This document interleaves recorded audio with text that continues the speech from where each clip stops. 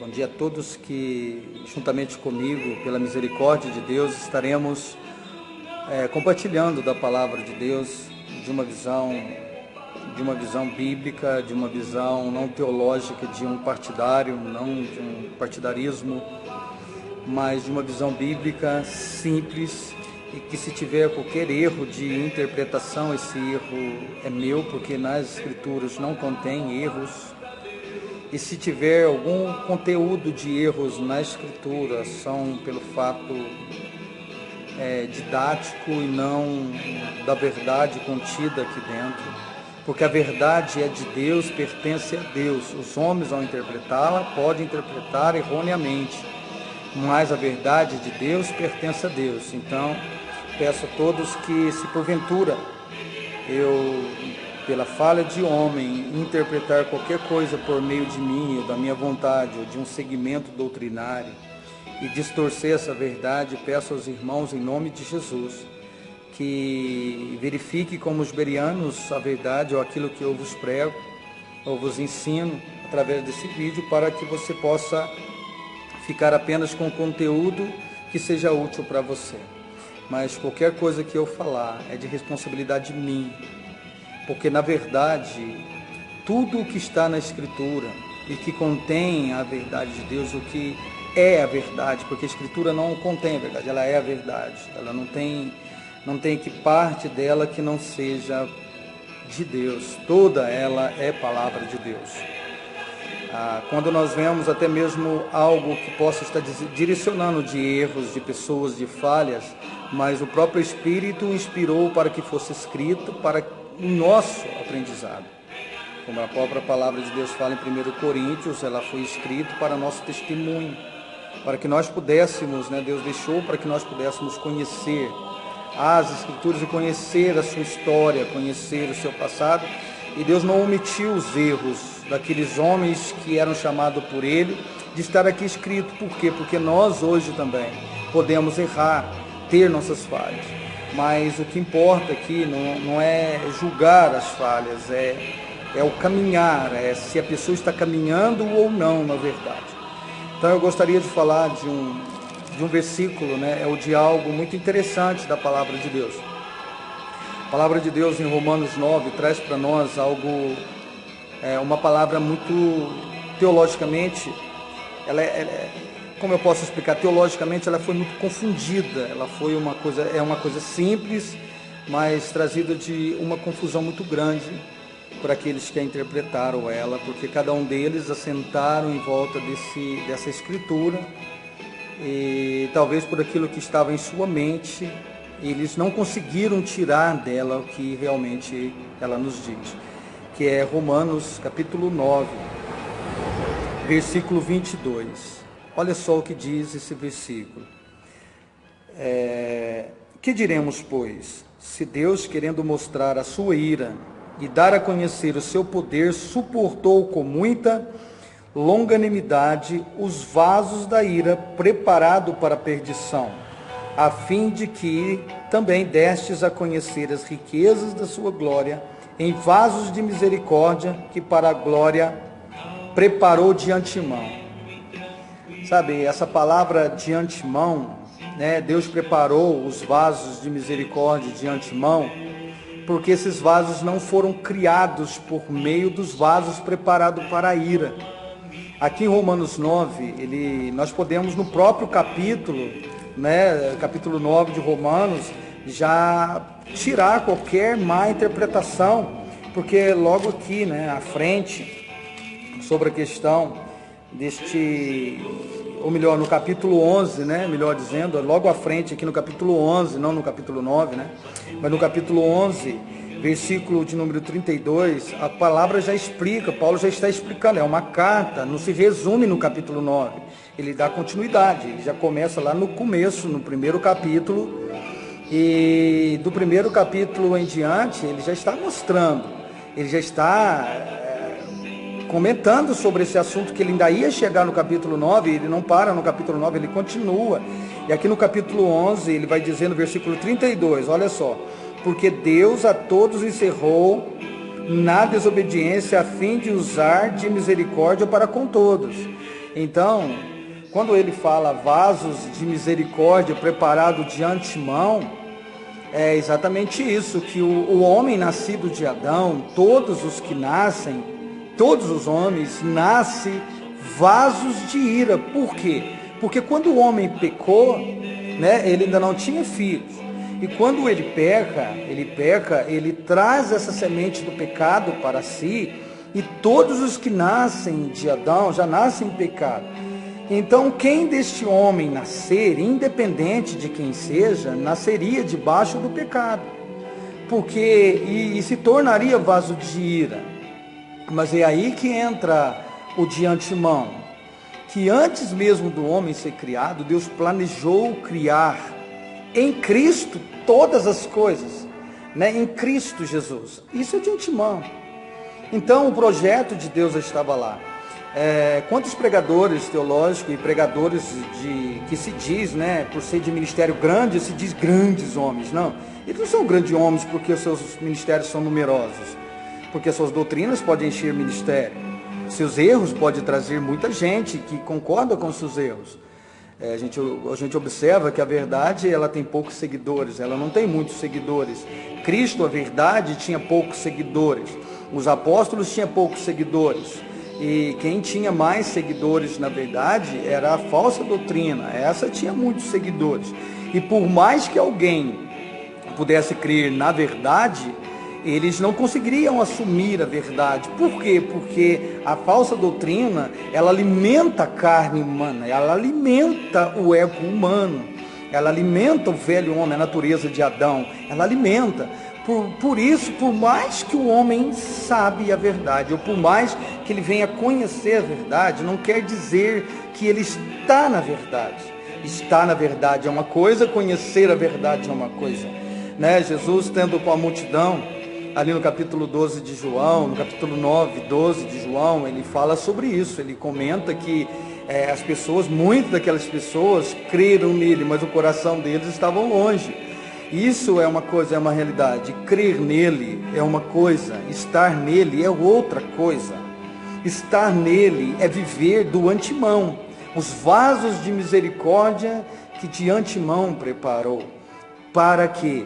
Para que estivesse nele em Cristo. Então essa palavra nele, em Efésios, nós vamos achar vários versículos sobre essa questão. E nele, estando nós nele, essa palavra estando nós nele, porque nele vivemos, para ele vivemos, para a glória dele vivemos, e nós vamos estar nele, realmente nele, quando nós crermos nessa verdade e abandonar o velho homem.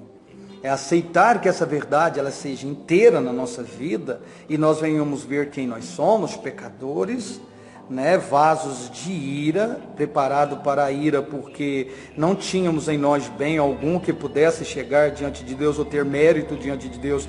Por isso que a salvação não é meritória de homem, ou de bem ou mal que ele tenha feito, mas é uma escolha divina de que em Cristo Jesus, todos os que estivessem em Cristo Jesus, né, todos que em Cristo Jesus se achegar, se torna predestinado. Ele não é predestinado antes de, é predestinado estando nele. Todos aqueles que estejam em Cristo se tornam predestinados por essa misericórdia de antemão.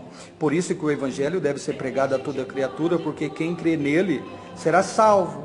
Por quê? Porque creu nessa verdade, creu que a forma de se salvar é realmente adentrando a Cristo, aceitando essa verdade cria em nós e nos ergue. Por isso que a Bíblia diz que Deus então nos assenta nos lugares celestiais. Nós estávamos em trevas e a partir do momento que cremos no Cristo, Deus nos faz assentar juntamente com Cristo. É uma coisa de posse, não é uma coisa meritória, é uma coisa de fé, não é de feitos, é de fé. E às vezes a gente compreende errado exatamente por causa disso, porque as pessoas não querem ver, as pessoas querem colocar uma doutrina que as pessoas nascem nascem santas e cometem pecado ao amadurecer. E quando ele nasce santo e comete, então basta que ele seja ensinado a viver em obediência, que ele seria uma pessoa santa e seria merecido, porque é uma pessoa que guardou isso, guardou aquilo, como aquele jovem rico, ele guardou os mandamentos, ele guardaria tudo, ele seria um bom filho, ele é um bom exemplo, ele é uma boa coisa, e Cristo ainda falou para ele, falta-te uma coisa. O que faltaria para aquele jovem rico? Abandone tudo. Sabe, a palavra é abandone tudo, abandone sua vida, abandone essa vida, porque essa vida que você está não é questão só de riqueza, irmãos, é a vida adâmica, é a vida que acredita que por ele obedecerá ou coisas e tal, ele poderia não, ele nunca vai conseguir satisfazer a exigência de Deus, porque todos que pela lei vivessem, pela lei teriam que obedecer todas as coisas, e não poderia tropeçar em nada. Então todos aqueles que foram chamados por Deus, não foram chamados porque eram pessoas perfeitas, mas o que me deixa alegre e me deixa feliz com a palavra de Deus, é que também aquelas pessoas, por mais que elas eram pecadoras por ser de Adão, não quer dizer que elas deveriam ser depravadas, não quer dizer que elas deveriam ser... para alcançar misericórdia, elas tinham que prostituir, errar, ou qualquer tipo de coisa, não. Tinha pessoas ali, a própria descendência, né, de Sem, logo depois do dilúvio, né, da onde vem Abrão, ele vem exatamente de uma condição semítica, de uma semente, de um povo que Deus separa para si, entendeu? Aí você pergunta, mas por que Deus separou uma e não separou todas? Porque a decisão foi deles. Eles saíram junto da arca, eles decidiram. E logo depois de um tempo, eles decidem viver a vida adâmica, eles começam a planejar uma vida humana, eles mesmos projetam o seu viver, eles projetam suas coisas, eles desobedecem a Deus logo na saída, eles querem fazer uma torre para eles, um lugar onde eles pudessem, né, se o dilúvio viesse, eles pudessem sair daquela ira de Deus, quer dizer, eles mesmos resolvendo o problema. Olha, se Deus resolver mandar um dilúvio sobre nós por falharmos, nós temos um lugar de escape, nós subiremos a essa torre, nós construamos ela acima das nuvens e lá nós subiremos todos. Quer dizer, irmãos, é uma forma humana de escapar da ira, mas a forma humana de escapar da ira de Deus é a obediência e não a solução para escaparmos da ira. Isso é uma meta humana, carnal e diabólica, que quer viver nessa vida humana. Ele passa a adotar essa vida humana como a vida que ele quer para si. E Deus então chama a semente semítica de Sem exatamente para isso, para começar ali, usar de misericórdia, não que eles fossem perfeitos, mas Deus os chama para começar com eles uma nação, um povo, né, tirar-se dali um povo, para executar a mensagem de antemão, essa mensagem de antemão, trazer essa mensagem de antemão de misericórdia para todos os homens, precisava dos homens, porque Deus escolheu, foi os homens, não os anjos, para que Cristo pudesse vir, para que Cristo, essa mensagem pudesse vir e nos atender e nos dar para nós, trazer essa misericórdia para que nós pudéssemos ser salvos. Então Deus não é mau em projeto algum, é o homem que se afasta por causa do pecado de Deus, não Deus que se afasta do homem. Paulo pregou o Evangelho em Atos 17, versículo 30, diz que claro que o nosso Deus ele está pronto para perdoar o nosso pecado do passado, ele está pronto para perdoar o pecado da nossa ignorância, basta que nos arrependamos dos nossos pecados. Então onde a fé entra que não depende do homem. É claro que depende do homem, mas não do que o homem fez, mas a partir do momento que o homem ouve essa palavra da fé, é isso que Tiago diz, tem que gerar algo no homem, tem que gerar alguma coisa dentro do coração do homem. E Deus não chama Abraão e não tira de lá, ele foi chamado amigo de Deus porque ele creu em Deus, e ele sai da sua terra, da sua parentela, é uma atitude, ele ouviu Deus, ele poderia ter ficado na sua pátria, o próprio Deus diz que ele poderia ter voltado para a sua pátria, em Hebreus 11 fala, se aqueles que creu na fé quisessem retornar para a sua pátria, eles poderiam, mas eles creu numa pátria, quer dizer, eles creu no mundo que seria criado, um novo mundo mundo, um novo céu, uma nova terra, em Cristo Jesus. Isso, independente de anos, vai acontecer, como está próximo de nós a acontecer, que Deus criará todas as coisas, novo céu, nova terra. Isso não foi prometido para nós, foi prometido para eles lá atrás, porque não só Adão se corrompeu, mas toda a terra se corrompeu, toda a terra precisa ser mudada e transformada, todo o mundo, o universo e todas as coisas serão transformados um dia. E essa fé veio esparramando para todo tempos e tempos, e Deus propôs, julgar todas as coisas por esse de antemão que viria aqui, que é Cristo Jesus, que morreria, e Deus o ressuscitaria, segundo as Escrituras, como o ressuscitou, segundo a Escritura prometeu, e esse perdoaria. Pelo seu nome nós receberíamos perdão e remissão dos nossos pecados. Então, Deus não escolheu ninguém, mas olha, observe, a glória humana nos impede de ir a Cristo, mas não impede um, dois, impede a todos de ir a Cristo. E quando Deus chama o povo judeu e o escolhe, Deus escolhe não porque aquele povo era melhor, não, pelo contrário, é aí que nós temos que entender que Deus preparou, mesmo sendo eles vasos de ira, não os preparou para ser salvo, Deus os preparou para o seu propósito, mas eles poderiam decidir, como vários deles não conseguiram chegar até o final, como a palavra de Deus diz também para aqueles que estão em Cristo hoje, que devemos lutar. É aí que entra as teologias, bagunça as coisas. Mesmo eu crendo no propósito divino, e mesmo eu aceitando o propósito divino, eu preciso permanecer nesse propósito até o fim, eu não posso desviar desse propósito. Qual a forma de desviar desse propósito? Talvez as pessoas pensem que a forma de desviar desse propósito é deixar de crer em Cristo. Não, é deixar de crer no propósito. Como Paulo diz de Demos, Demos me desamparou, amando o presente século. Quando você ama o presente século, você luta contra a verdade, porque a verdade, esse presente século é abominável diante dos olhos de Deus. Então, a questão é clara que o engano está aí. E hoje vários crentes amam o século presente. Então, como é que eles, amando o século presente, como Tiago diz, que fé sem obras é morta, exatamente para explicar como estava a condição daquela igreja no passado, uma igreja que amava o mundo. E quando alguém ama o mundo, o amor do Pai não está nele, João diz, e também Tiago também mete sobre isso, que os amantes do mundo são adúlteros ou adultera contra Deus, exatamente por causa desse sentido. Porque aquele que ama a vida presente, o mundo presente, não creu na verdade, na misericórdia divina. Nós precisamos aceitar a verdade divina, nós precisamos crer nesse propósito. Deus é bom e faz todas as coisas conforme lhe apraz. Por isso, Paulo está dizendo ali, homem, por que replicas a Deus? Por que replicas, querendo Deus mostrar a sua bondade, a sua misericórdia, suportou o vaso preparado para a ira? Então, como ele era preparado para a ira, Deus os preparou para a ira? Sim. Aí você pergunta, mas por que Deus os preparou para a ira? Porque Deus os criou. E eles, ao desobedecer, Deus não mudou de ideia, dizendo assim, não foi eu que o criei. Não, Deus o criou sim, e ele pecou.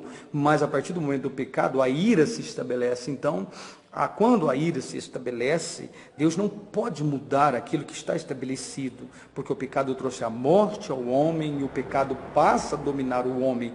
Mas olha onde entra a misericórdia, que Deus amou este homem e não resolveu fazer outro Adão, não resolveu fazer outro. Pelo contrário, de antemão, ele projeta a salvação deste homem, de todos os homens que nasceria deste homem. Então, esses vasos preparados para a ira, Deus resolve usar de misericórdia para com eles. Então, quem são os vasos preparados para a honra? É aqueles que crêem nessa misericórdia de Deus e recebem essa misericórdia de Deus. E é isso que nós precisamos. Então, independente de qualquer coisa, faz parte sim, faz parte de você aonde você estiver, de você crer nessa mensagem e desejar de coração. Se você ouvir essa mensagem e desejar, como aquele eunuco que caminhava, o que impedia? Ele disse, a partir do momento que ele creu, que ele pergunta, lendo Isaías 53, de quem falava Isaías, dele mesmo ou de outro? E Tiago apresenta para ele Cristo, apresenta para ele o propósito. O mais interessante é que as pessoas acham que o diálogo daquele povo seria apenas aquilo que está escrito, e isso impede a gente de até mesmo compreender o diálogo. O que está escrito é o suficiente para a nossa salvação, mas não quer dizer que termina a conversa ali, sabe? Cristo fica um tempo, 2 dias, conversando com o povo samaritano, mas mostra apenas o momento que ele conversa com a mulher. Se às vezes nós entendermos, se quisermos entender a Escritura, temos que nos simplificar a entendimento e não querer dar base às nossas explicações. Eu preciso de misericórdia, sei quem eu sou, mas sei o que a verdade fez comigo. Ela me transportou, eu, homem imperfeito, mas me garante que Ele me faz perfeito por eu crer nesta verdade. Não que eu seja perfeito por ter crido, mas Ele me faz perfeito por acreditar nele, por crer no seu projeto. Isso não me tira o direito, de maneira nenhuma, de viver essa liberdade que Cristo me dá, essa liberdade do cativeiro do pecado, para me expor à vaidade do homem, ao pecado do homem novamente. Pelo contrário, Ele me pede que agora, esse ser santo que me criou, me pede para que eu seja santo em toda a minha maneira de viver. Então, essa exigência dele é feita em Cristo, não em mim. Aonde está a minha participação? Tomar posse dessa vida, desejar como menino novamente nascido, essa palavra da verdade. E como Pedro diz, sabe, sendo criado, acrescentar sobre a minha fé, sobre o que eu creio agora, uma nova vida, uma novidade de vida, um comportamento diferente por estar em Cristo. Não é por causa de uma exigência de lei, não é porque alguém quer que eu seja alguém, que eu tenho que praticar isso para ser, não, eu sou perfeito em Cristo, porque aquele que está em Cristo se torna um homem perfeito. É o homem perfeito, porque Cristo é o homem perfeito. O novo homem que segundo Deus foi criado em verdadeira justiça e santidade é o Cristo, não eu. Mas eu estando nesse Cristo, eu me torno também este homem adotado pela fé. Então, por eu ser este homem adotado por esta fé em Cristo Jesus, eu começo a olhar para cá e ver que eu não tenho mais aquela vida mundana para cumprir as concupiscências que havia antes na minha carne pela ignorância. Mas agora eu tenho uma nova vida para agradar o meu Deus que me aceita. Será que quando você tem uma oportunidade de ser aceito por uma família, se você é um órfão, você por ter sido aceito, você acha que porque você não é um filho legítimo daquela família, você deveria, sair fazendo todo tipo de coisa errada? Ou pelo contrário, você pela oportunidade daquela família te abraçar, você pensa em viver uma vida diferente, procurar trazer em retribuição a este amor que tiveram por você, viver uma vida que agradasse àquela família. Assim somos nós, o unigênito é Cristo, mas fomos adotados por Deus por este amor em Cristo, e por causa disso é que nós vivemos uma vida para agradá-lo. Não que o fato eu só serei aceito se eu viver essa vida, só que tem aquele detalhe, assim como aquela família que nos adota, e adota aquele filho, não tem como livrar o filho, o próprio filho, das consequências se ele tomar uma caminhada errada e querer viver uma caminhada errada, assim o próprio Deus, quando nos adota em Cristo Jesus, para que nós nos tornemos seus filhos, se eu voltar a viver a vida de pecado e querer viver aquela vida de pecado e não viver em amor para com Ele, aí eu poderia perguntar para você que me ouve, Deus tem que me tolerar porque Ele me adotou? Olha o que Paulo diz sobre aqueles que são plantados na videira. Então, se nós contra a naturalidade fomos implantados ali, nós devemos fazer de tudo para permanecer ali. Então eu peço para os irmãos, em nome de Jesus, que qualquer dúvida, escreva lá, você escreve aí debaixo, estarei pronto a responder quando isso chegar até vocês e vocês quiserem comentar. Meu prazer será realmente trazer a vocês aquilo que realmente, de Deus, da parte de Deus, Deus me dê graça de compreender para poder falar com vocês. O que eu recebi foi uma graça, não é que eu mereço, mas Deus me chamou para isso. E quando Deus nos chama, não é que Ele nos chama e me faz eu ser filho. Não, Deus não me chamou e me fez ser filho. Deus me chamou. É um privilégio. Glória a Deus por isso. E eu quero fazer de tudo, porque é uma honra servi-lo. Eu quero fazer de tudo para agradar o meu Deus, sendo fiel e justo ao que Ele diz. Eu agradeço a Deus pela oportunidade de poder falar. Não estou debaixo de nenhuma direção doutrinária, não sou nem calvinista, não sou arminianista, não sou luterano, eu não sou nenhum desses homens, mas não quero dizer que sou melhor que nenhum deles, pelo contrário, todos aqueles que no passado lutaram para servir a verdade, assim também eu sou um com eles para somos servos da verdade. Eu não sou servo de Calvino, não sou servo de Armínio e nem tenho que rezar com eles nas suas doutrinas. Pelo contrário, e é exatamente isso que Deus me livrou. E que graças ao Senhor eu tentei entrar debaixo de várias denominações e visões. Mas Deus me libertou e me tornou a ser o que sou, estar onde estou, por misericórdia, porque eu não mereço, não sou melhor do que esses homens, não me sinto melhor por estar assim, pelo contrário, sofro por isso, porque as condições são precárias, não estou aqui lamentando para que ninguém tenha piedade ou dó de mim, pelo contrário, Deus me fortaleceu, Deus me capacita, Deus me sustenta, Deus me abençoe, é Deus que me dá saúde, é Deus me curou, Deus fez milagre na minha vida e nem por isso saio aí dando testemunho de milagre, porque o meu testemunho de milagre não quer dizer nada, não quer dizer nada para salvar alguém, o testemunho de milagre não salva ninguém, o que salva é a verdade. O testemunho do milagre só diz do amor e misericórdia de Deus, que me curou de uma enfermidade terrível, mas glória a Deus, eu sou muito grato a Deus, mas não dou o meu testemunho para que alguém venha a Deus. Não é esse o testemunho que leva a Deus, o testemunho que te leva a Deus é o Evangelho, é esse que te leva a Deus, é esse que te traz Deus.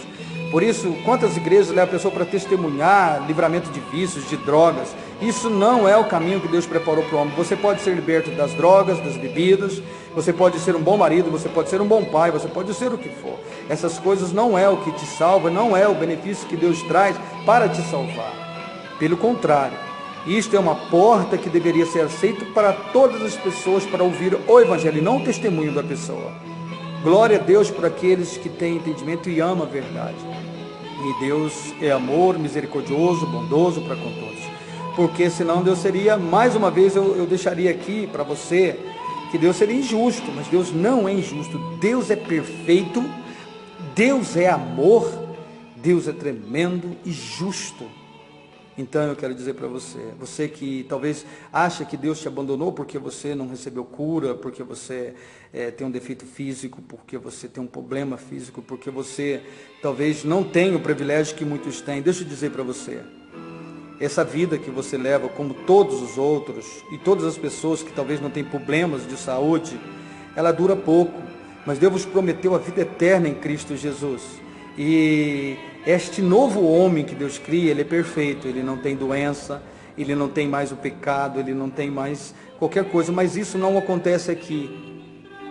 Deus pode te libertar de doenças, Deus pode te libertar de vários problemas, sim, pode, claro que sim, mas não é o propósito divino para que você seja perfeito, e nem o tempo de você receber essa perfeição, porque você pode dar perfeita condição de ser filho de Deus, sendo adotado de Deus com todas as imperfeições, assim como famílias maravilhosas adotam filhos que são paraplégicos, e nem por isso os abandonam ou deixam de amá-los, e nem por isso vai exigir que ele ande para que o ame. Então Deus é tremendo, gente. Deus usa cada exemplo para nos deixar o exemplo do seu amor. Você pode vir a Deus paraplégico e pode viver a vida inteira paraplégico, isso não muda o estado do amor de Deus para com você, né? O estado de luta que você passa. Então você deveria cantar Romanos 8:33. Nada me separa do amor de Deus que está em Cristo Jesus, nem tribulação, sabe, nem dificuldade, nem fome, nem espada, nem perigo, nada, porque Deus te ama você, Deus te ama você, independente do estado que você é, se você é uma pessoa pobre, trabalhador rural, ou se você é um empresário, Deus não vai amá-los mais por isso, pelo contrário, o empresário, ele é cobrado nisso, em Timóteo, capítulo 6, fala sobre isso, versos 17 e 18, que aqueles que tiver bem do mundo, que repartam com aqueles que nada têm. Talvez a maior dificuldade do rico seja isso, ele quer ser rico, mas nunca quer repartir. Glória a Deus por aqueles que Deus o abençoe e ele abençoa seus irmãos. Louvado seja Deus por isso. Por isso nós não pregamos prosperidade, nós pregamos um Deus de amor que cuida de nós, em todos os sentidos. Que Deus te abençoe, Deus tenha misericórdia da tua vida, que assim esse vídeo possa te abençoar e tirar qualquer má interpretação que Deus é ruim ou que Deus criou o mal. Deus não é ruim, Deus nem criou o mal. Mas o mal foi criado para o seu próprio dia. porque aquele que um dia o levantou o mal, que é o diabo, um dia, certamente, todos aqueles que aceitarem este mal estará com ele. Mas lembre, Deus é misericordioso e bondoso, e Ele estará com você todos os dias. Onde você estiver, todo aquele que clamar por Ele, querer Ele, Ele se achega. Lembre que se você o buscar, Ele te achará. Mas você precisa só de uma coisa: quando essa verdade entrar no teu coração, não apenas ouça, deixa ela entrar e tira todo o ego, sabe? Todo o ego, todas as coisas que tiver dentro de você, que só alimenta a carnalidade, a vaidade, a maldade. E tira essas vestes e vista de um novo homem, uma nova mulher. Em nome de Deus, experimente ser uma bênção, experimente ser um bom filho para Deus. Deus te abençoe, seja feliz com Cristo. E se você não estiver em Cristo, digo que infelizmente a tua felicidade é como uma flor que murcha. Ela pode ser bela hoje, mas amanhã ela vai secar-se. Mas aquele que está em Cristo permanece para sempre. Deus abençoe, em nome de Jesus Cristo. Amém.